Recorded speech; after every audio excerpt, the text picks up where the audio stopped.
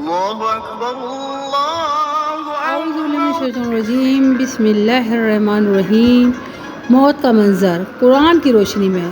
میرے عزیزوں، اللہ تعالیٰ قرآن میں فرماتا ہے ہر جان کو موت کا مزہ چکھنا ہے۔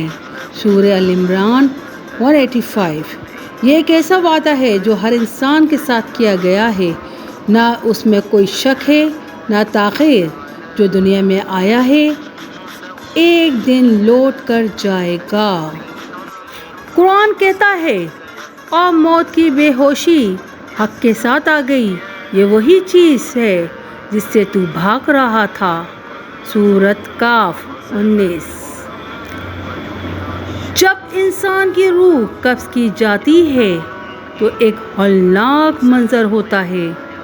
فرشتے آتے ہیں، اگر نیک عمل کیا ہو تو رحمت کے فرشتے، اور نرم ہاتھوں سے روح نکالتے ہیں، لیکن اگر گناہوں میں زندگی گزاری ہو تو قرآن کہتا ہے اگر تم دیکھو جب ظالموں کی جان نکالی جاتی ہے اور فرشتے ان پہ ہاتھ مار رہے ہوتے ہیں، نکالو اپنی جانیں، آج تمہیں ذلت کا عذاب دیا جائے گا۔ سورۃ الانعام 93۔ تصور کرو فرشتے جنہیں نہ دیکھا جا سکتا ہے وہ انسان پر جھپٹتے ہیں، اس کی روح کو جسم سے کھینچتے ہیں جیسے کانٹے دار جھاڑی میں اون پھنسی ہو۔ کھینچو تو خون نکلتا ہے، تکلیف ہوتی ہے، چیخ نکلتی ہے، یہی موت ہے۔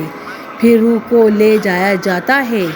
نیک ہو تو آسمانوں کے دروازے کھل جاتے ہیں اور بدکار ہو تو دروازے بند کر دیے جاتے ہیں، اور کہا جاتا ہے اس ناپاک روح کو نیچے لٹا دو۔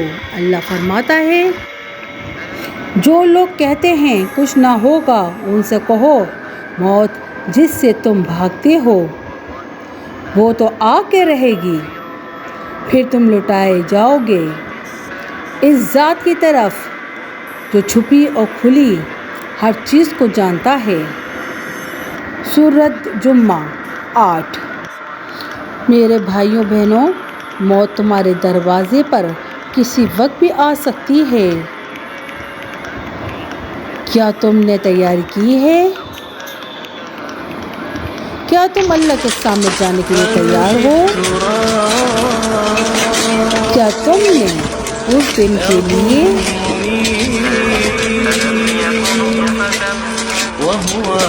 ویڈیو اچھی لگی ہو تو لائک کریں، شیئر کریں اور چینل کو سبسکرائب ضرور کریں تاکہ مزید اسلامی معلومات آپ تک پہنچتی رہیں۔